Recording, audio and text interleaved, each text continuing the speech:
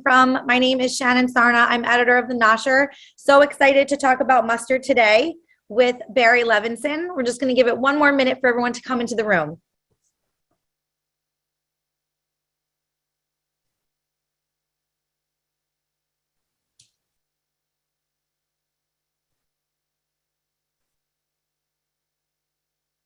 Okay, it's 12:02. Looks like we have a critical mass.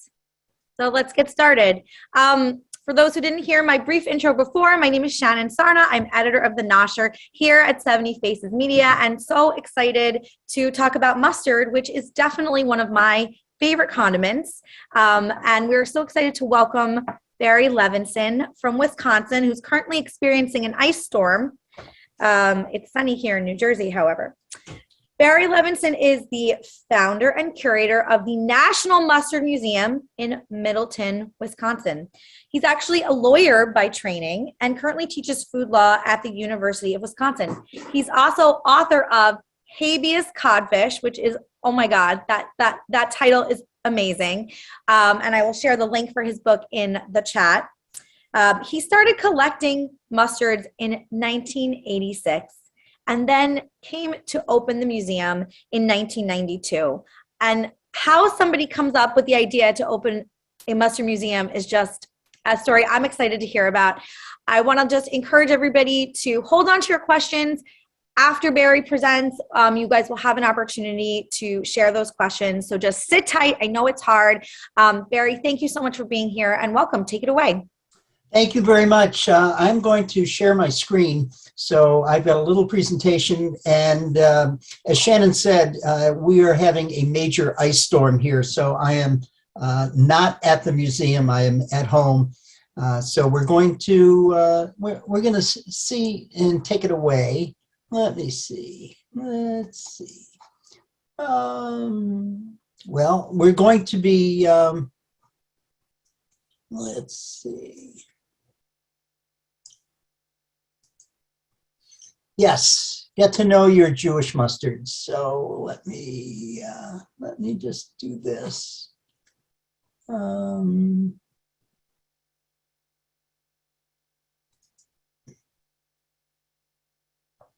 Okay, I'm only going to. I am just having a little. Here we go.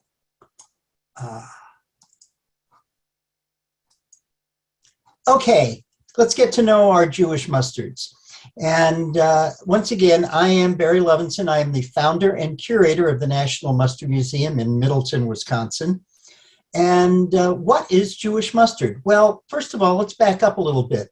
According to Rashi, when strangers appeared at Abraham's tent, he graciously served them food. And what was it? According to Rashi, it was tongue with a mustard sauce. Now, whether or not it really was mustard as we know it, that might be difficult to find out, but that is according to Rashi. Now, what's interesting is that an ancient scroll was recently unearthed, and it mentions mustard. And here you can see it. And Moses said unto the people, the beef of thy children and thy children's children, and so on, yada, yada, yada.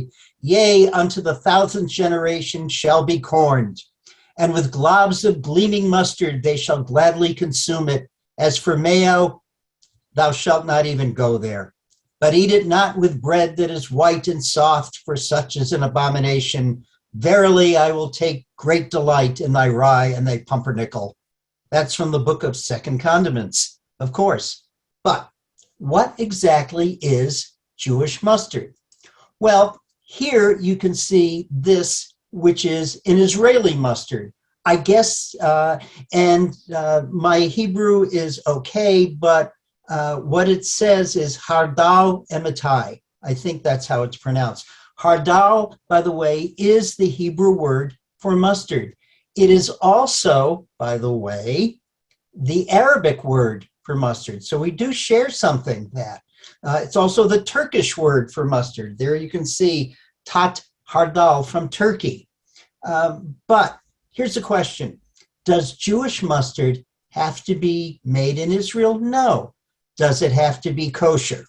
Well, if you keep kosher, yes. But if you don't, not so much. Now, most popular supermarket mustards, those in national distribution, are kosher. Many small companies that make mustard are not, and we won't get into the reason for that. There's no reason why a mustard could not be kosher. Well, there's an exception. As you can see, these are some specialty mustards made with bacon. So I would say, no, not Jewish. But I would say that Jewish foods that go well with mustard, those mustards are Jewish mustards. So the typical Jewish mustards, Jewish foods, are things that I think go with it. So, for example, a corned beef sandwich, that's a very Jewish thing. Or its cousin, right? A pastrami sandwich, such as the one that you would find at Zanes Deli that I've been to and had a great time. By the way, my trip to Katz's was difficult. I remember enjoying a corned beef a pastrami sandwich at Katz's, and a woman in line next to me asked for hers on white bread with mayonnaise.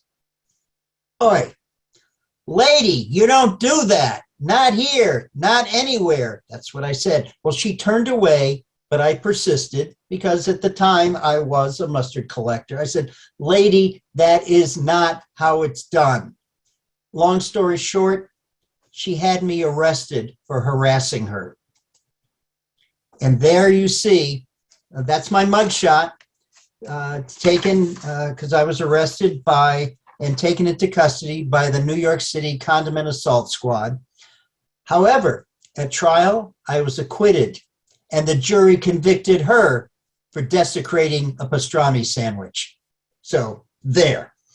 Anyway, what mustards go with corned beef and pastrami? Well, you could certainly go with yellow. There's nothing wrong with that.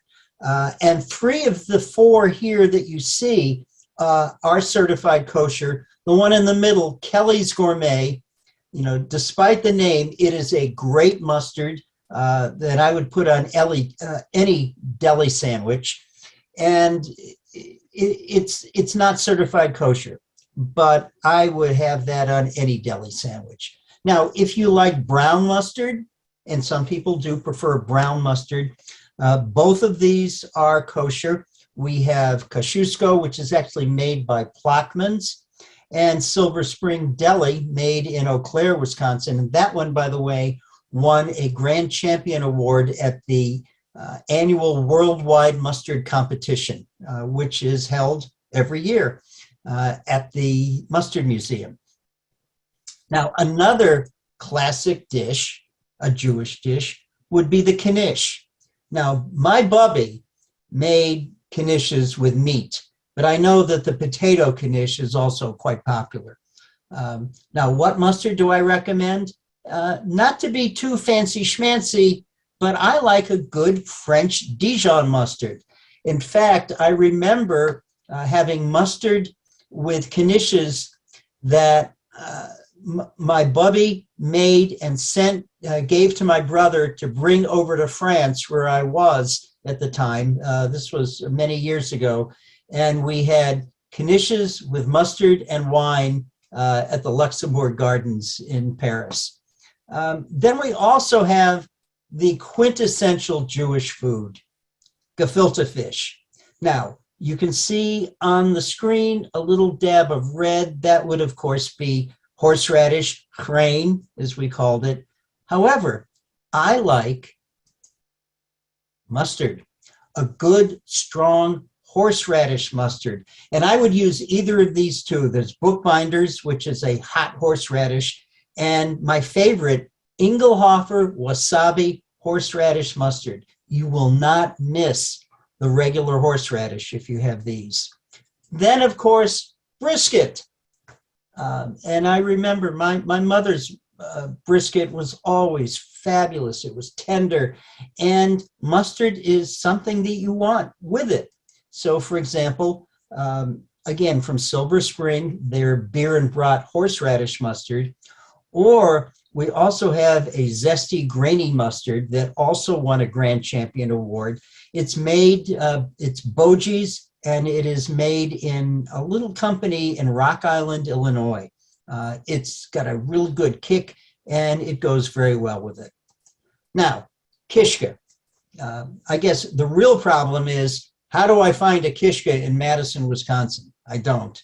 You know, here you see it swimming in some kind of gravy, but I prefer it when I can get it without the gravy and with, trust me on this one, a nice jalapeno mustard, or a pepper mustard, either the spicy red jalapeno from House Barhite, or it says hot banana pepper mustard, but it's not really hot. It's just got a nice kick. It's great. Now we're talking herring, because I remember growing up, we would always have a shtickel herring for a Vorspeise, for a little appetizer.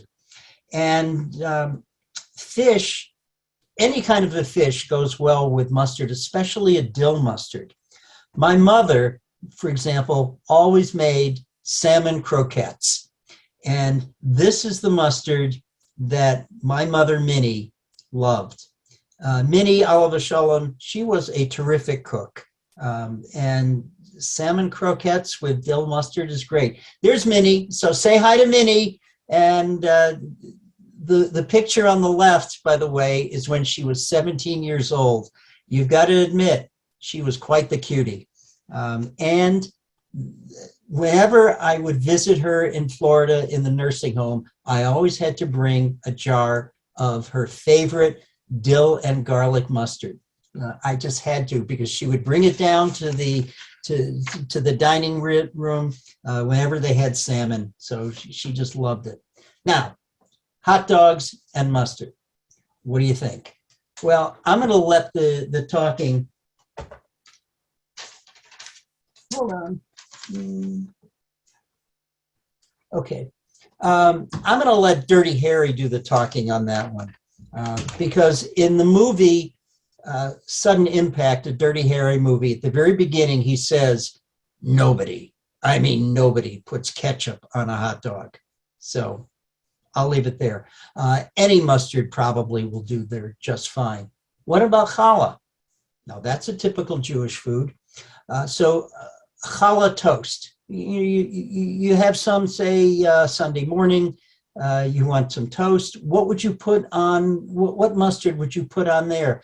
I would put on a sweet mustard, like Slim and None, which is the house mustard at the Mustard Museum, or a peach honey mustard. It goes very well. A bagel and lox. Of course. I mean, what more Jewish food is there than a bagel? And of course, lox, smoked salmon, the dill and garlic mustard. Believe it or not, Silver Spring now is making, it just came out, something called everything bagel mustard. So there. Now, here's a challenge. What do you do with blintzes or latkes? That's a tough one. Now, as for these, I would say, I imagine some of you were in the sour cream school, some were in the applesauce school, right? Those are the two things that you put on. I use both. I grew up, it was always sour cream, but I can see applesauce as well. And I recommend a fruity mustard for these. Old Brooklyn mustards that are not made in Brooklyn, they're actually made in Cleveland. They make a berry bourbon mostarda, and also there's an orange and ginger honey mustard. And those go really well with blintzes and latkes. What about pickles? Well, I wrote a book called Mustard on a Pickle. It's a children's book. And the reason I wrote it is because children in America are being raised with unfortunately, a penchant for that other nasty condiment. You know, the K word. You know what I'm talking about.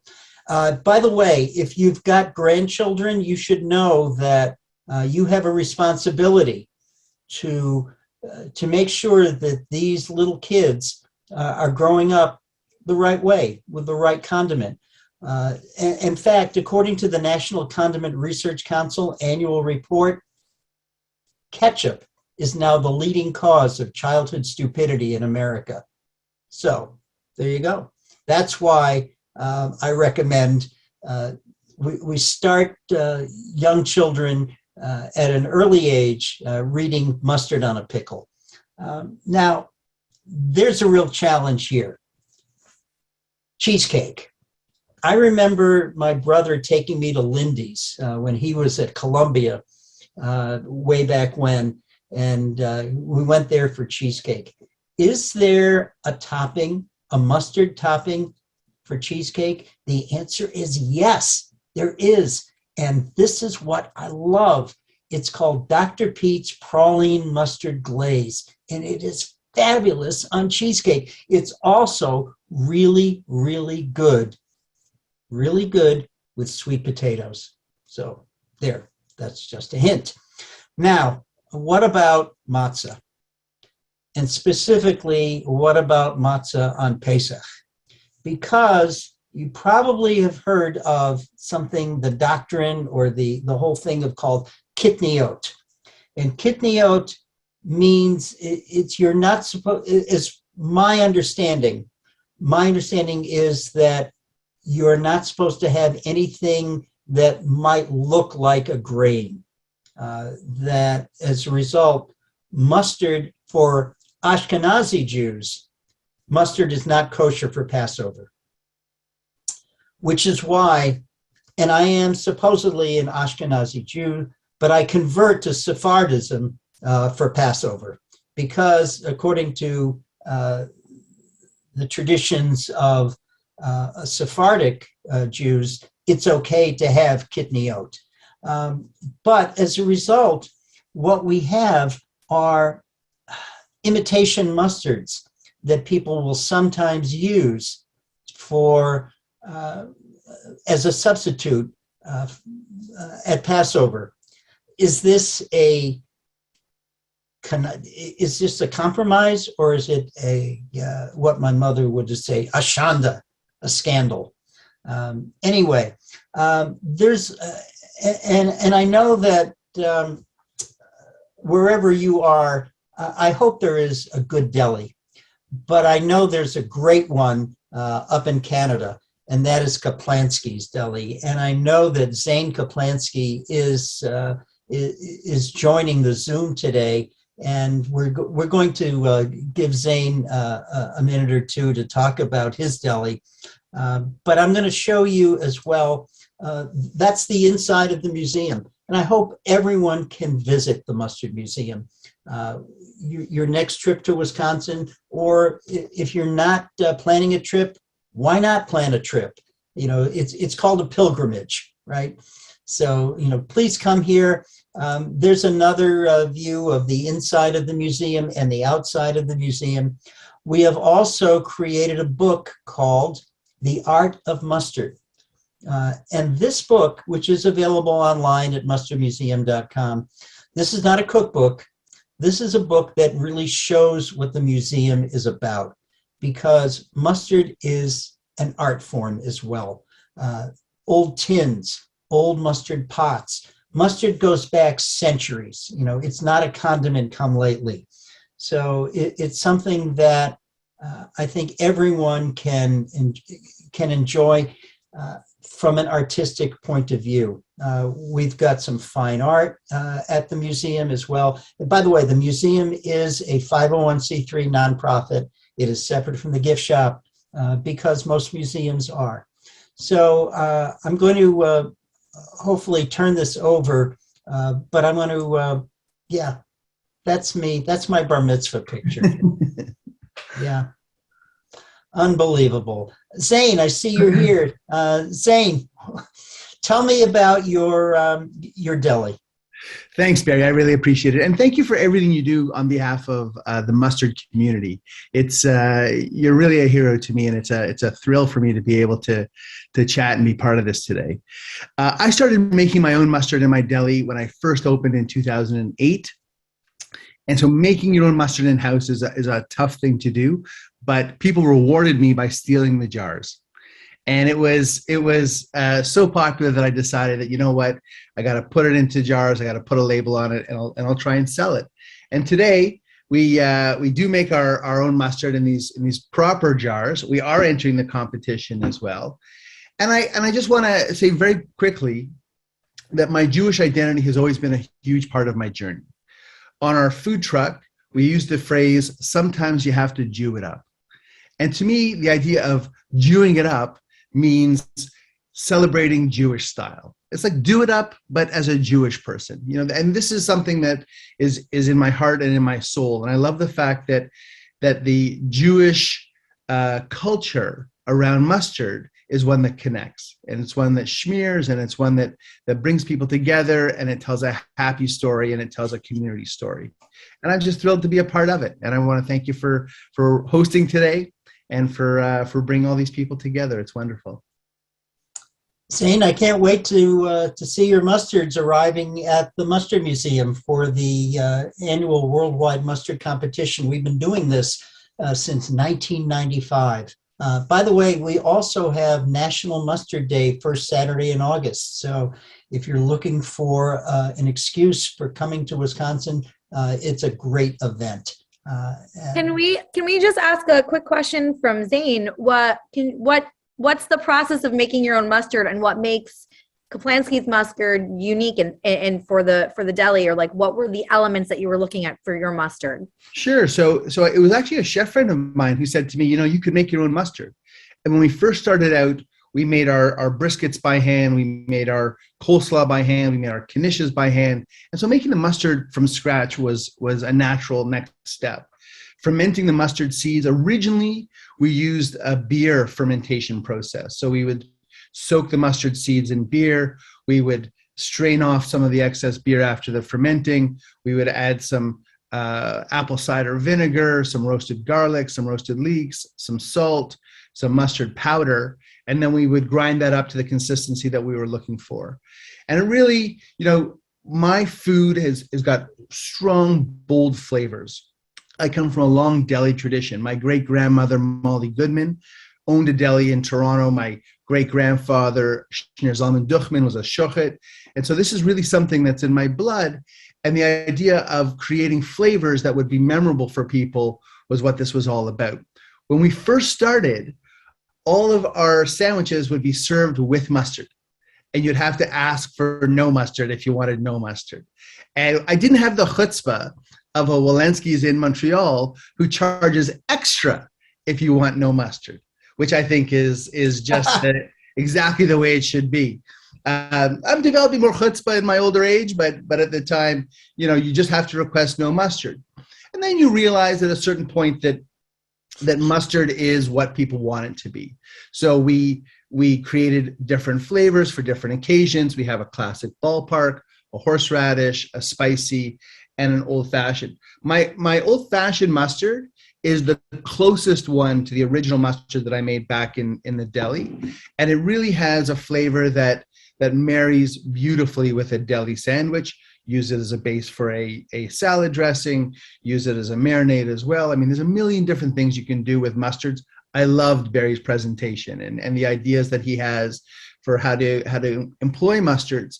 And it's really something that even people who claim they don't like mustard, when they try them in the right context, you see the magic and the sparks fly. People really do find a way to enjoy it. And it's something that people can agree on.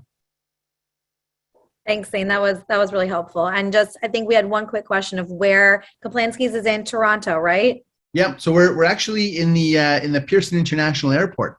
I closed my College Street location and moved to British Columbia a few years ago to be a caregiver to a couple of really terrific older people. My wife was born here and her parents still live here. They needed some help, and we had the availability.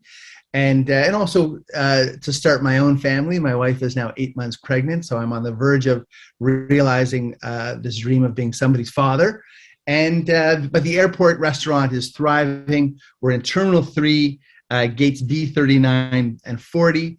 And I was just there a couple of months ago, and the food is exactly my signature. That I know that people will be thrilled and get a really classic Jewish sandwich. Well, wishing your wife a healthy rest of her pregnancy, and I assume the baby's first food will be mustard, right? Oh, well, maybe second food. Fair enough. Thank you so much. Thank you. Wow. And Zane, I want to invite you to National Mustard Day, first Saturday in August. So I hope you will.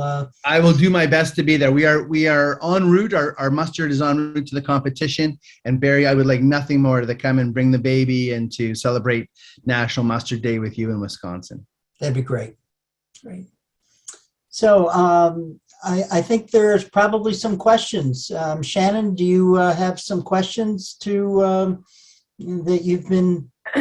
Yeah, for sure. Thank you so much. So I just want to remind everybody now, if you have questions, now's a great time. You can add them into the chat. I think one of the most pressing questions that I had coming into this conversation, but I also saw a couple of people place in the chat earlier.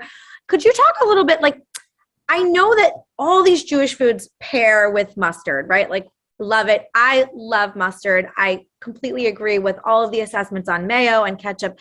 But like, where's the history part of the connection to mustard? Where does that origin begin? Is it in Europe? Could you talk a little bit about that? Yeah, we know that in Europe, Eastern Europe, especially where our grandparents and great-grandparents and great-great-grandparents came from, there was mustard, and they brought it with them. Even though there was also some mustard that other immigrants brought as well. So this has been around for centuries. We know, for example, that in ancient Egypt, the slaves, our ancestors, were chewing mustard seeds. And they would chew them because even though mustard seeds themselves don't really have a smell, once you combine them and crush them with any kind of liquid, it could be the saliva in your in your mouth, you're going to get that sensation. So we know that even as far back as the ancient Egyptians, we know that the Romans, for example, used mustard seeds in some of their sauces. We also know that in Dijon, France, and we've all heard about Dijon mustard, and it's called Dijon because in the city of Dijon, back in the 1300s, the monks were making mustard, pretty much as we know it. So it does go back a long way. And we know that in the late 1800s, when we had the wave of Jewish immigration to the United States, mustard was very popular then. Certainly, corned beef, everything. It gives flavor, it gives spice, it gives a little heat, and we know that that's something that people have always appreciated. And I know that we always had mustard in the house. My mother and my father, my dad used to take me to Fenway Park, and we would always get a hot dog with mustard, always. So there's a big history. And by the way, I should mention the reason I began collecting jars of mustard has to do with the Boston Red Sox. See, I grew up a diehard Red Sox fan. In 1986, they were in the World Series. I had seen them in the World Series in 1967 and in 1975, and both times they lost in 7 games. 1986, they were ahead in the 6th game. It was in the top of the 10th inning. They scored 2 runs. There were two outs in the bottom of the 10th. It looked like victory was assured, but of course they lost. That was the famous Bill Buckner error. And they lost game 7. I was so depressed. I didn't know what to do with myself. So I went to an all-night grocery store just to walk up and down the aisles, tears running down my cheeks. And I decided I needed a hobby. So as I was walking down the condiment aisle, I remember passing the pickles, the olives, the ketchups, the relishes, nothing. When I was in front of the mustards, I heard a voice that said, "If you collect us, they will come." That did it. That did it. Barry, So- you're such a character. If you build it, they will come, and they did, right? They did, and they've been coming ever since. We opened the museum in 1992, so it's been, 20 years? No, 30 years? I don't know. It's a good thing you're not a professor of math. That's right. Could you talk a little bit, we've talked mostly about Ashkenazi Jewish foods. Could you talk a little bit about the use or role of mustard maybe in other types of Jewish cuisine, Sephardi or Mizrahi? Well, for example, there was a slide that I had taken out because for purposes of time, falafel. It tastes so much better with mustard, because I think they can be a little bit bland, and a little, dipping mustard is a great idea. And in terms of the Sephardic community, mustards, I think, go well with just about every food in the Sephardic cuisine. So that should not be a problem. I think most Americans are sort of familiar with maybe 3 categories of mustard, right? Yellow mustard, Shonda, brown spicy mustard, and maybe Dijon. Could you talk a little bit about the process for making those and what ingredients or process distinguishes each of those? Well, what mustard is? Mustard, of course, has mustard seed. Real mustard, the imitation does not. It tries to mimic it. But there's actually 2 ways of making mustard. One is what I would call the French way, the French Dijon method, which is to soak the seeds, and they're only brown mustard seeds, not the yellow seeds for Dijon mustard. You soak them for at least 48 hours, and then you grind the mixture. And then you can get smooth Dijon mustard by running it through a series of screens. Or you can grind the mustard dry and then add liquid to it. And that would be more the English technique of doing it.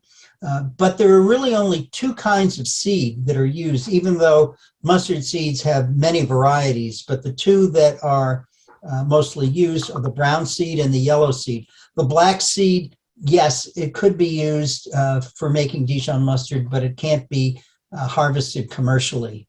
So it's difficult to do that because the pods break out. So those are the 2 seeds, and they give you that kind of that nice kick in the nose, the sensation of similar to horseradish, because mustard and horseradish have the same essential chemical element. It's allylisothiocyanate, which gives that the kick that you get from horseradish and for good brown mustard as well. Here's a great question related. How about Chinese mustard, right? That can be really spicy. Is that a different mustard or process that's used?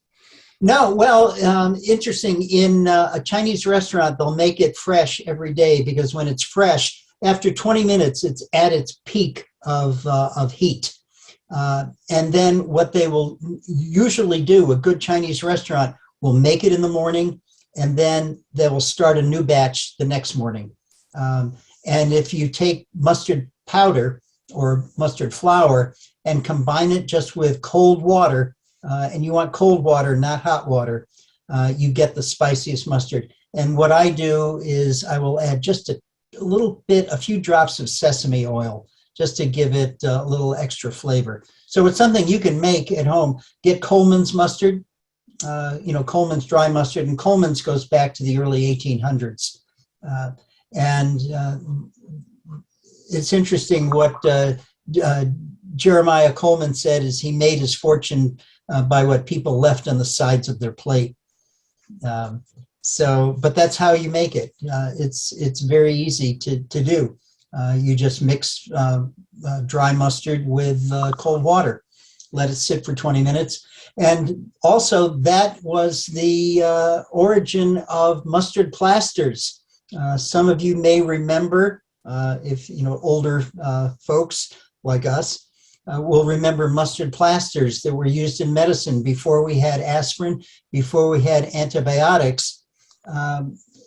Doctors would recommend mustard ointments or mustard plasters, kind of a precursor to Vicks VapoRub, because it creates that same sensation. And you can still find mustard plasters used in various parts of the world. I know that they are still being made where you can just add water to them in Russia. You can still find them. And a good friend of mine, my friend Buzzy, swears by them. He's in New Jersey. And Buzzy, if you're there, you can chime in and reaffirm your belief in mustard plasters as well. Can you refresh? Somebody wants to know from your herring slide, which mustard would you pair with herring? Oh, with herring, any dill mustard I think would be great, or yellow mustard. A lot of people also related to herring would be sardines.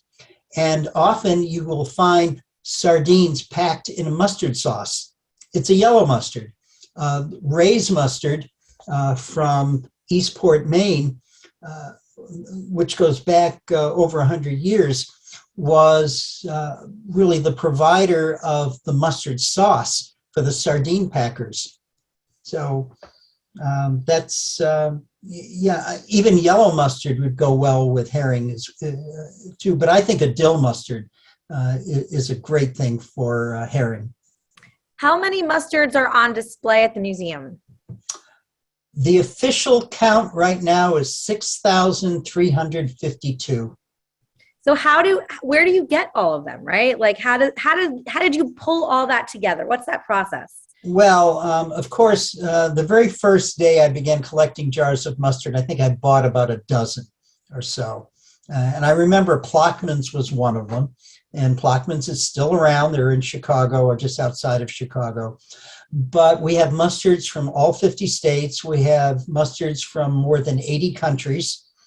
And sometimes whenever I travel, I will find a new mustard. But right now, mustards are sent to us. The Worldwide Mustard Competition usually will get new mustards every year.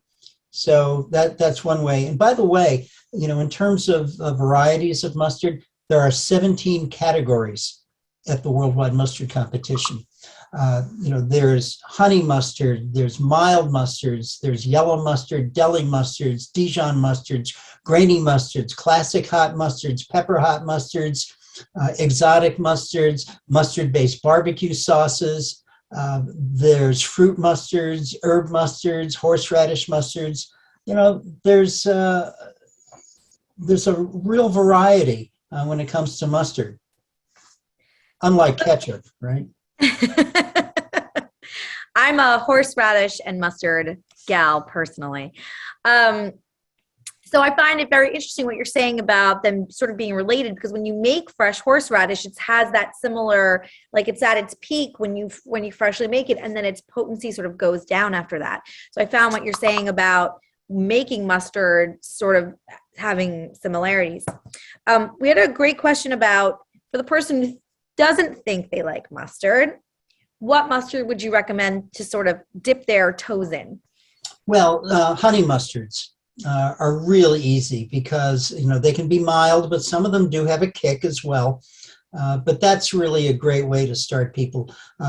We've had people come to the National Mustard Museum and say, I don't really like mustard.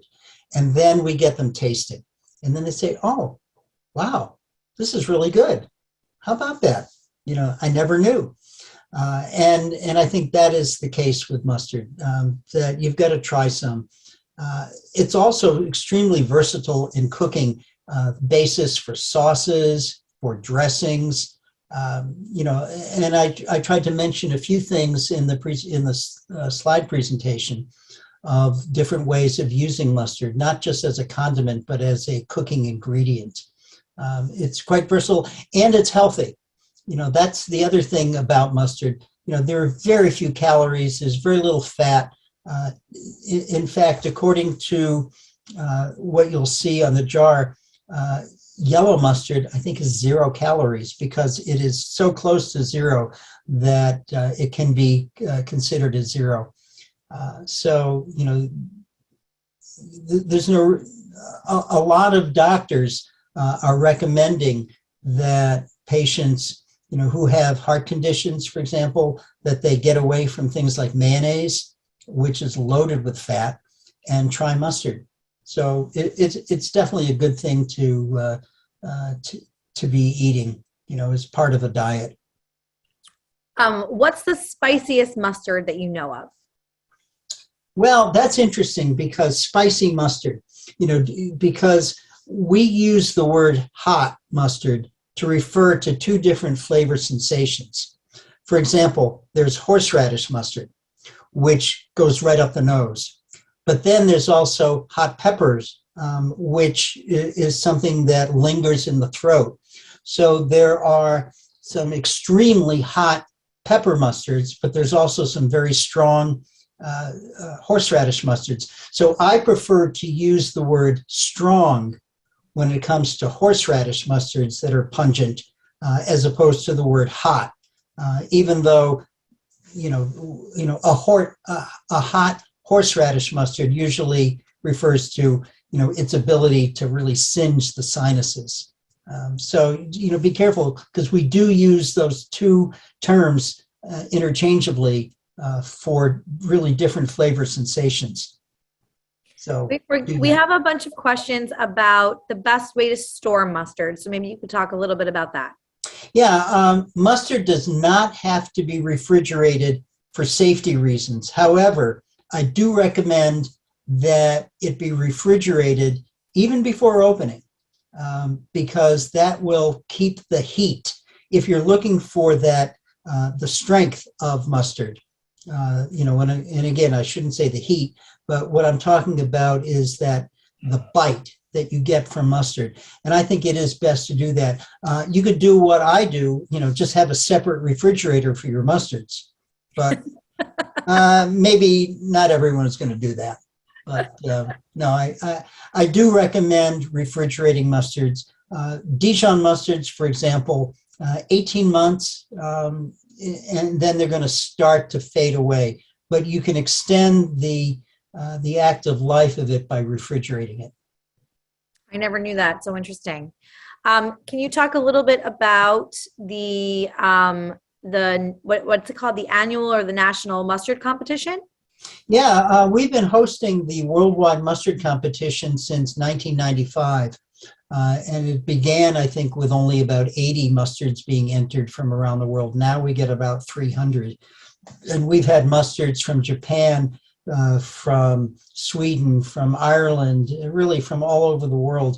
And, again, 17 categories, and they are tasted blind because it would not be fair to see the fact that the yellow mustard you're tasting is French's yellow. And by the way, French's is a sponsor of the nonprofit Mustard Museum, so I want to disclose that. But everything is tasted blind. Last year, and we had about 60 different judges because you can't expect every judge to taste 300 mustards. That's just too much. But we have different rounds. We have the initial round, then we have the medal round, and then the grand champion round. The grand champion round is the selection of the best of the 17 gold medal winning mustards. And I know last year we had a distinguished panel of judges doing that, including some of you may have heard of Mark Bittman. He's a food writer. And Mark, as it turns out, Mark and I went to Clark University, and we were there at the same time. And we know that we passed cross because he's a year behind me. but we didn't know each other back then. We do now. So he was a judge. And last year's, it was a French grainy mustard from Bournier that won the Grand Champion Award. It's a tough thing because, it's best of show is what it is. How do you decide who's the best mustard? Is it a Dijon? Is it going to be a yellow mustard? Is it going to be an exotic mustard? Who knows? So I think we're getting to almost the end of our hour. What is your favorite mustard? Can you pick one? My favorite is like, who's my favorite grandchild? Well, that's easy because I only have one. That one was an easy. And Jacob, I don't think you're watching because he's only 2 right now, named after my dad. But it depends on what I'm eating. Like, what's your favorite wine? Are you having it with meat? Are you having it with fish? Are you having it for dessert? I do love our own, what we designed, sweet hot mustard. It's called Slim and None, sweet and nicely hot. I love that one. My mother's dill and garlic mustard. I had to bring her a jar every time I visited her at the nursing home. And that is still a favorite. It's the only way that I could get my son, who's now going to be 35, but when he was little, the only way he would eat salmon was, he said, I got to have grandma's salmon. And that meant with dill and garlic mustard. There's an exotic ginger curry mustard that we use to make chicken salad. A curried chicken salad. It was also really a great mustard. It was a grand champion at the mustard competition. By the way, I should mention that we are also the home of America's Mustard College. Do you know that? It's called Poop on You, right? Why not? In fact, when you come to the Mustard Museum, you can even get a diploma from Poop on You. And we will sing the Poop on You fight song for you. In fact, we'll have you join in doing it. You get an A++ for Jewish dad humor. This was so great. I feel like I learned so much, but I know everybody in the chat also. This was so enjoyable. You're so funny. And now I'm really hungry for a deli sandwich with some mustard. I don't know about anybody else. So am I. Occupational hazard. Barry, thank you so much for joining us. This was amazing. You should either make a pilgrimage to the National Museum of Mustard, go buy one of Barry's books, and hopefully we'll see you again soon for another Nosher event. That would be great. And also feel free to contact me, Curator at mustardmuseum.com. I'd love to connect with you. Please, everyone, be in touch. And Shannon and, we're going to send you some mustards too. Oh, I will not complain. I love it. Thank you guys so much. Have a great rest of your Tuesday. And Barry, thank you again so much for doing this with us. It was amazing. Okay. Assalamu mustard. All right. Stay safe. Take care.